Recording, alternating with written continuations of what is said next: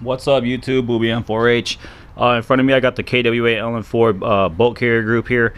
Reason why I'm doing a video on this today is because a lot of you folks have been having these return springs for the nozzle snap on you or break or whatnot, and you guys are asking me how do I replace this, or how do I get to it. So this video is for you guys. By the way, this is part number 76S. I'm not sure if the KWA Pro Shop has these in stock. I've had these for a while now, because a lot of people are breaking them and then they're sending me their bolts to replace. But anyway, yeah, these are really good to keep on hand if you got a KWA LM4, because they are known to snap. Any nozzle return spring is probably going to snap at one point or another. Anyways, let's get on to the bolt. If it does snap, your nozzle assembly here, it's probably not going to seat all the way inside of the bolt, and it'll be like that there, because your spring's going to be all mangled up in the inside of the bolt here, and it won't allow it to seat all the way in. If that happens, go ahead and pull your nozzle out, because you won't be able to, it'll be really hard to get this stop out if it's sitting like this. So go ahead and pull your nozzle out and grab like a pick or something, and just go down in there and try to get the spring out of there. And then once you get it out, or get it up to here, just try to yank it out, because it's gonna be all messed up anyway, so there's no point in trying to save it. As soon as you get that out and this nozzle seats all the way inside, then you can remove the nozzle stop right here on the side. That's how I like to take it out. Just stick a screwdriver through the bottom there and push it out. As soon as you get that out, there's gonna be a clip back here, an E-clip. Go ahead and remove that.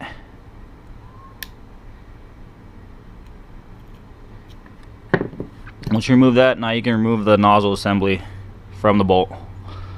Set that off to the side.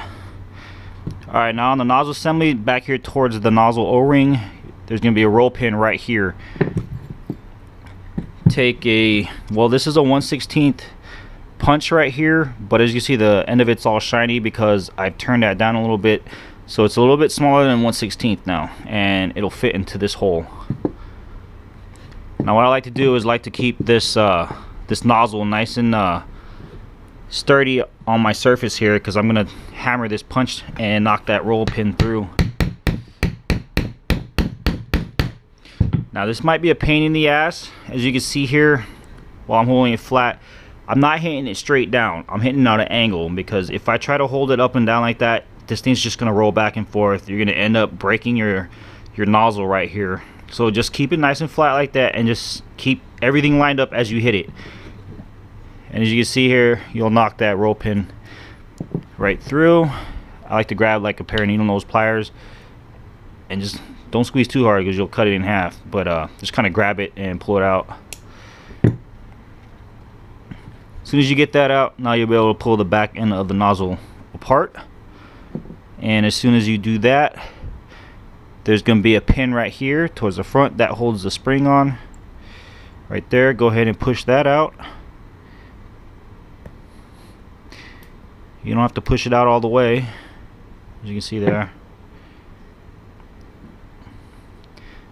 And there is your nozzle return spring and the base plug right here.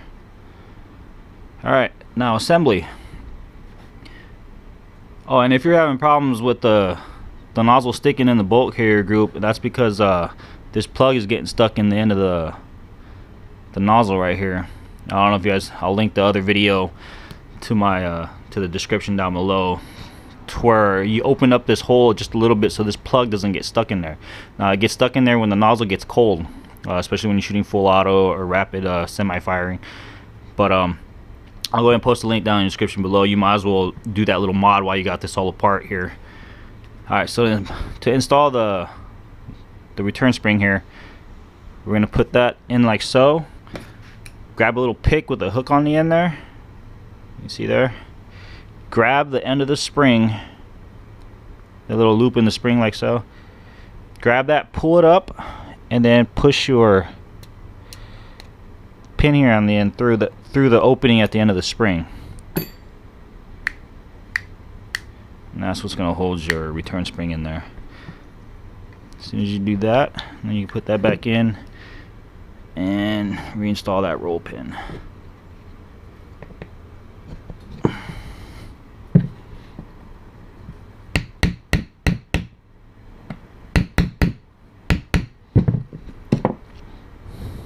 Make sure you have that roll pin evenly pushed in, like on both sides there.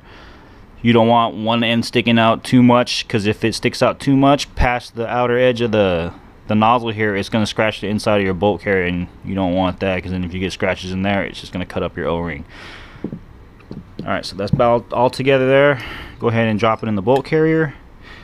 Actually, let's lube it up with a little bit of murder oil before we put it back in.